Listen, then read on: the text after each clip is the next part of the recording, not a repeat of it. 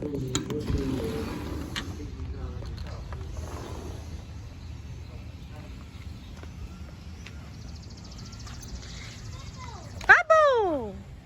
Babu.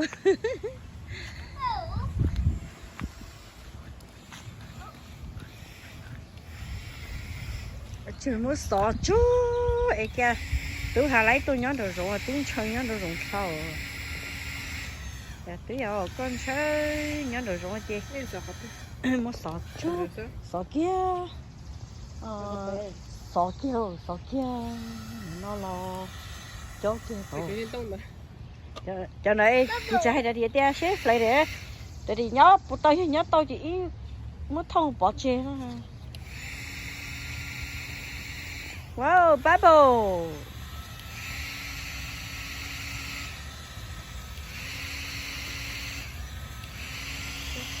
Đâu rồi? Nhiều mấy. Nói hết chị. Đây là cái hai thùng bì lời hết.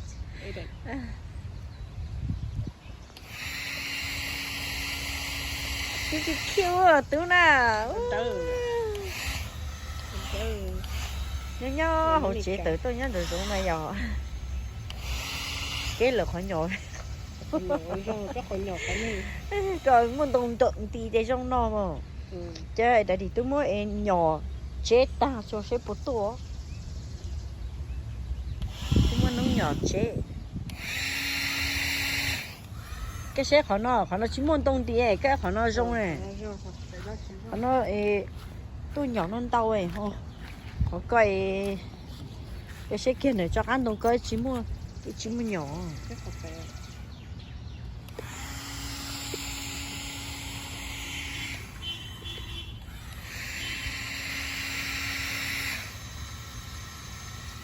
Tú mà nhẹ cứ là tú nhỏ.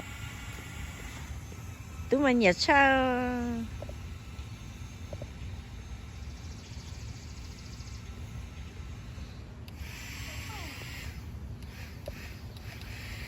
Cho ý sao nào mà chứ sao vậy? Tay của cho tôi. Babu.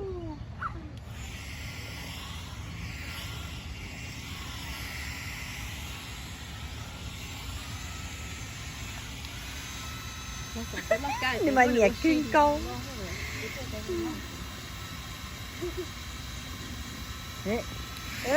Tôi sao mà chỉ bông chè đấy.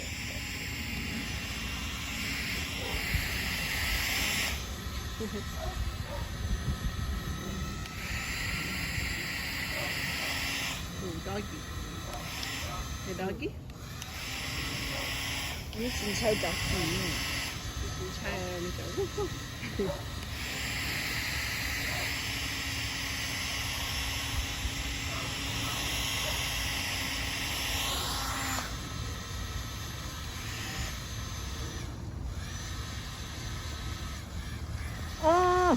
Ủa, tôi của mua cái chỗ đó chén rồi nó.